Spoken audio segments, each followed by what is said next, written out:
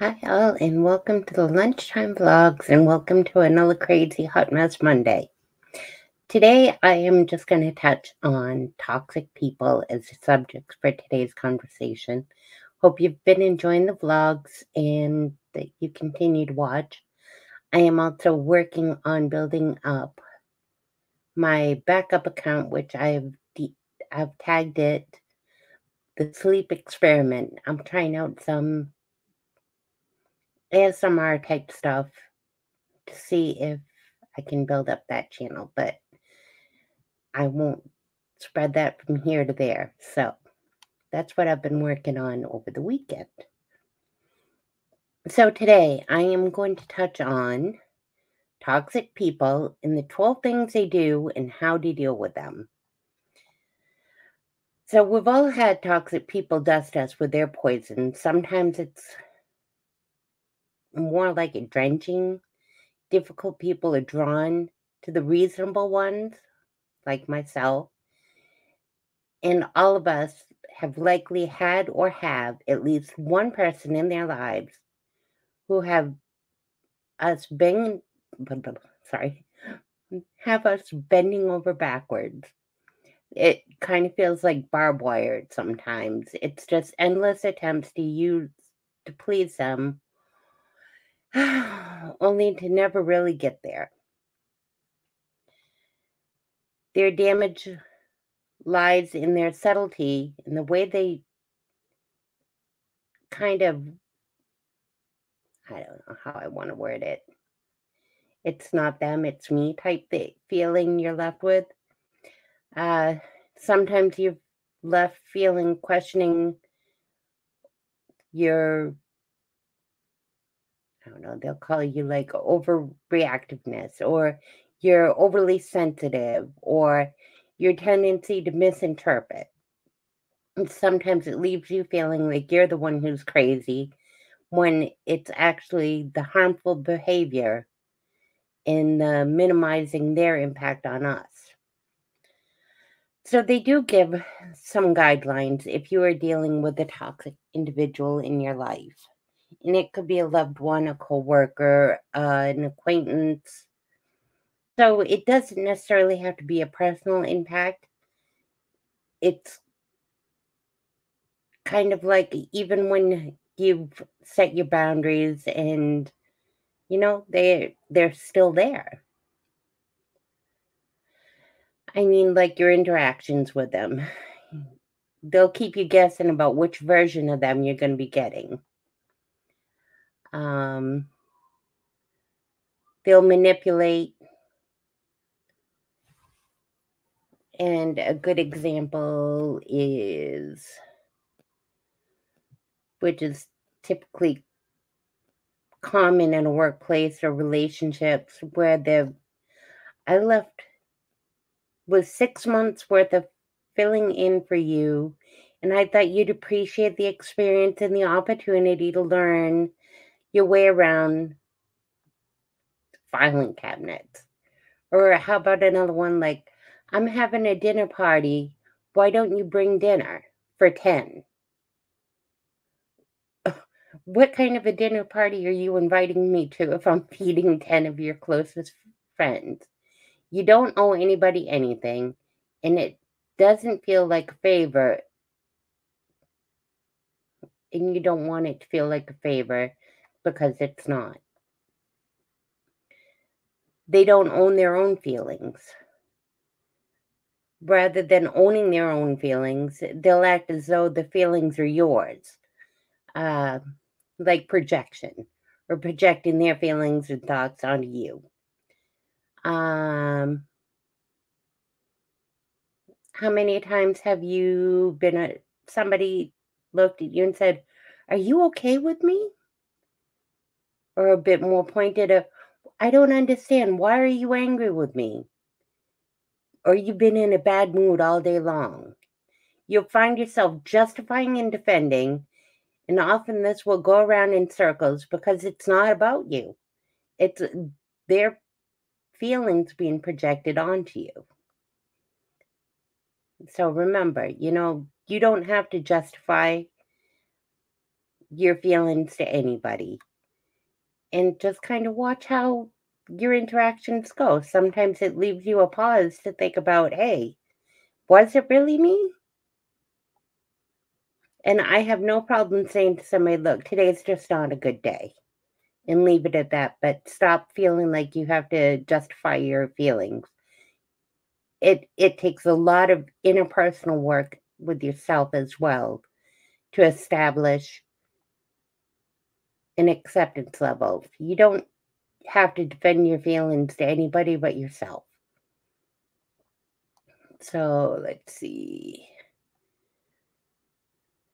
How about with the toxic person, they'll make you prove yourself to them. Look, you don't have to prove anything. Like, if you really cared about me, you'd skip your exercise class to spend time with me. Seriously?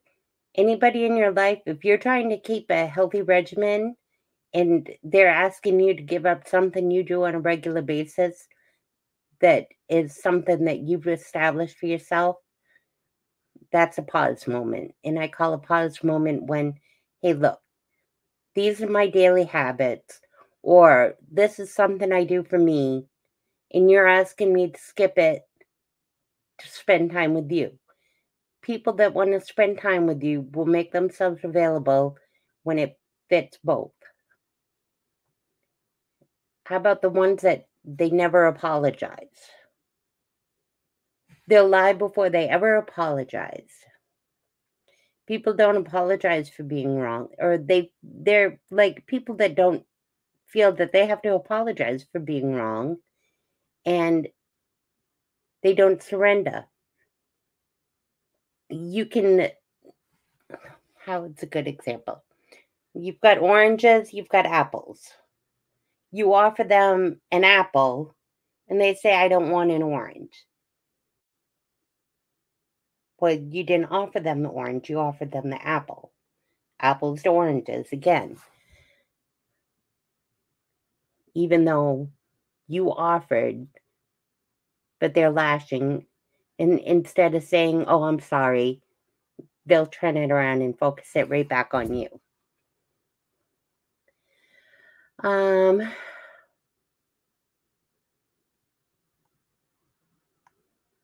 about the ones where they're always there in a crisis, but they're never there to share your joy? A good example of that was, especially when you lose somebody within your life, they'll be the first ones there to offer support, but then it kind of feels like all of a sudden things are being turned around and it's more about them than it is about you. So it's just kind of guidelines to look out for. And they never leave a conversation unfinished. How do I want it? They won't pick up their phone. They won't answer texts or emails. It's just like they'll leave. It's a conversation that you've had, and you kind of like, hey, hold on a second. I got to do this. I'll get back to you. So you're left hanging with a conversation that's never resolved. It's a good way for it. And you can call back, or, they'll just deflect it and you'll never get a resolve to a conversation. So that's another sign of toxicity in a relationship. Some of the other things, I'm looking at my notes, which have been really useful to me because I don't want to keep my vlogs too long because I don't want to bore you, and I hope to do. Unless you find this in ASMR is like, okay, I'll bore you to death. But I appreciate everybody that watched. How about one where they'll bring irrelevant details into a conversation? When you're trying to resolve something important to you, toxic people will bring in irrelevant details from 5 arguments ago. The problem with this is before you know it, you're arguing about something you did 6 months ago while still defending yourself rather than dealing with the issue firsthand. So somehow it just always seems to end up about what you've done to them. I mean, it's like running around, a dog that chases their tail only is going to make themselves tired. It's exhausting, it's tiring, and oh, you know how it goes. They'll make it about, how do you want to put this one? I don't want to do verbatim from my notes. LOL. See, this is when you've been texting too much. I actually put my phone down today. I stuck it in a drawer and I kind of left it there for a while. I don't think I realized how much I was picking up my dang phone until it actually is hidden, and I've just kind of like gone about working on videos and left it in the drawer. All right, so circling back, with toxic relationships, they'll make it about the way you're talking rather than what you're talking about in a conversation.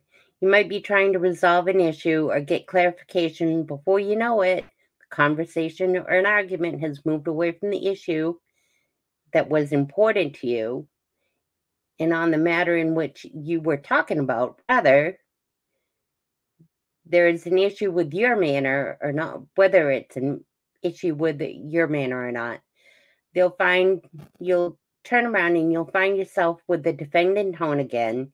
Your gestures, your choices of words, the way you're breathing, just you're getting flustered, and it doesn't make sense to you. You're like, well, this wasn't even the conversation we were having, and somehow it turns around and again, you're feeling like you're defending yourself for a conversation you're trying to resolve.